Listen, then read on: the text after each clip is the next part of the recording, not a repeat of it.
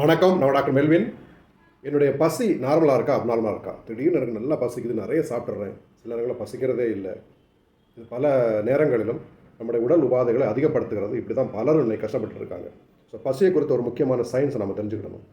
நம்ம உடம்புல சத்துக்கள் தேவைப்படுகிறது. நம்ம உடல் ஆரோக்கியமாக இருக்கணும் அப்படின்னு சொன்னால் உணவுகள் உட்கொள்ளப்பட வேண்டும். அதற்காக நார்மலாக ஒரு பசி வரும். அது சாப்பிட்டு முடிச்ச உடனே இது போதும், நமக்கு உடம்புக்கு தேவையானதெல்லாம் கிடச்சிருச்சு அப்படிங்கிற ஒரு சாட்டிஸ்ஃபேக்ஷன் வரும்.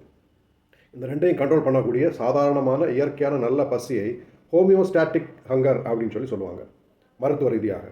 இதற்காக என்ன நடக்கும் அப்படின்னு சொன்னால், நம்ம உடம்புக்கு ரொம்ப தேவையான சத்துக்கள் வேணும் அப்படின்னு நினைக்கிற போது கிரெலின் அப்படின்னு சொல்லக்கூடிய ஒரு ஹார்மோன் சுரக்கும். முக்கியமாக ஸ்டொமக்கில் இருந்து சுரக்கும். உடம்புல வேறு பகுதிகளையும் சுரக்கும். இந்த ஹார்மோனுக்கு வேறு பல வேலைகள் இருக்குது. முக்கியமான வேலை பசியை தூண்டுதல். உடம்புக்கு சத்துக்கள் தேவைப்படுகிறது, இவன் சாப்பிடணும் அப்படின்னு சொல்லி பசியை தூண்டுற வேலையை செஞ்சு நம்மளை சாப்பிட வைக்கும்.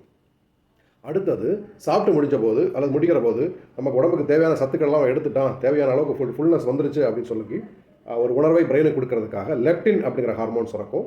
முக்கியமாக இந்த ஹார்மோனுக்கு வேலை என்ன அப்படின்னு சொன்னால், ஒரு சாட்டிட்டி ஃபீலிங்கை கொடுக்கறது, போதும் அப்படிங்கிற மனநிலையை கொடுப்பது.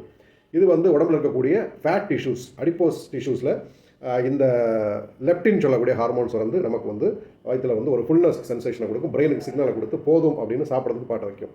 இதுதான் நார்மல் ஃபங்க்ஷனிங். இது நமக்கு உடம்புக்கு தேவையான சத்துக்களை எடுத்துக்கொள்ள வைப்பதற்காக இயற்கை நமக்கு வழங்கி இருக்கக்கூடிய மிகப்பெரிய கொடை.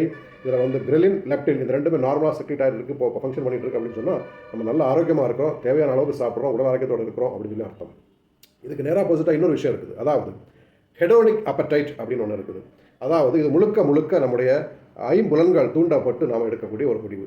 அதாவது பார்க்க கண்ணுக்கு அழகாக இருக்குது, ஸ்மெல்லு நல்லா இருக்குது, ஃப்ரெண்ட் சொன்னால் அதை கேட்டு ஒரு ராத்திரி 3 மணிக்கு ஒரு பிரியாணி கடைக்கு போனாங்க, வேறு லெவல், இதை சாப்பிட்டா மட்டும் அப்புறம் வாழ்க்கையில் எல்லாம் போச்சு, அது ஒரு எமோஷன் அப்படி இப்படின்லாம் சொல்லி எல்லாருமா சேர்ந்து உசுப்பேற்றதை கேட்டு, இல்லை நமக்கு ஒரு ரிவார்ட் வேணும் அப்படின்லாம் நினச்சிக்கிட்டு நம்ம எதாவது சாப்பிட போகிறோம், ஃப்ரெண்ட்ஸோட போகிறோம் அப்படிங்கிற மாதிரிலாம் போகும்போது டோப்பமின் செக்ரெட் ஆகும். அதனால் நமக்கு ஏற்படக்கூடிய ஒரு என்விரான்மெண்டல் அப்பியரன்ஸு, சூழல் வச்சு ட்ரிகர் ஆகக்கூடிய ஒரு அப்படைட் தான் ஹெடோனிக் அப்படைட். இன்றைக்கி பெரும்பான்மையான மனிதர்கள் இந்த பிரச்சனையை தான் சிக்கிட்டு தவிக்கிறோம். அதனால் கணக்கு இல்லாமல் சாப்பிட்டு, கண்ட நேரத்தில் சாப்பிட்டு, கண்டதையும் சாப்பிட்டு, நம்முடைய ருசிக்காக மட்டுமே சாப்பிடக்கூடிய மனநிலை, பசிக்காக இல்லாமல் ருசிக்காக மட்டுமே சாப்பிடக்கூடிய மனநிலை. இந்த பசி ரொம்ப ஆபத்தானது. எவ்வளோ சாப்பிட்டாலும் இன்னும் பத்தலை இன்னும் விதவிதமாக அந்த ஜூஸை குடிப்போமா, இந்த ஐஸ்கிரீமை குடிப்போமா, இந்த சாக்லேட்டை சாப்பிடுமான்னு தேடி அதிகப்படி நம்மளை சாப்பிட வைக்கும். இதற்கு கவுன்சிலிங் அண்ட் மெடிசின்ஸ், ஹோமியோபதியில் ரொம்ப சூப்பரான மெடிசன்ஸ் இருக்குது. 3 to 6 months நீங்கள் கண்டினியூஸாக மெடிசன் எடுத்தீங்கன்னா சூப்பராக முழுசாக குணமாக முடியும் அப்படின்னு ஞாபகம் வச்சுக்கோங்க. ஒரு அருமையாக நல்ல ஒரு ஹோமியோபதி டாக்டரை பாருங்கள், கண்டிப்பாக இதுக்கு தீர்வு கிடைக்கும். Be happy, B healthy, bye.